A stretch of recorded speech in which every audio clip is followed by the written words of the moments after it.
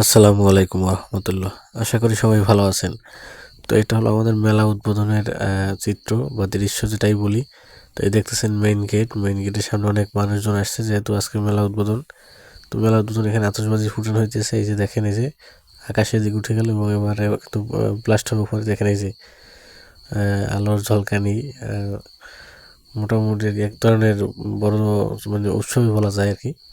তো এরকম প্রায় 5টা ফুটানো হইতেছে এবং এখানকার স্থানীয় যে নেতা আছে, অর্থাৎ যারা একটু প্রভাবশালী, তারা আসবে, তাদেরকে ফুল দিয়ে অভ্যর্থনা জানানো হবে এবং তাদেরকে একটু সম্মান করা হবে, যেহেতু তাদের এলাকায় মেলা মেলা উদ্বোধন হইতেছে। দেখেন যে গেটে বেলুন দিয়ে সাজানো হয়েছে, তাদেরকেও নিয়ে আসা হয়েছে। অনেক মানুষজন হাততালি দিয়ে তাদেরকে বরণ করতেছে।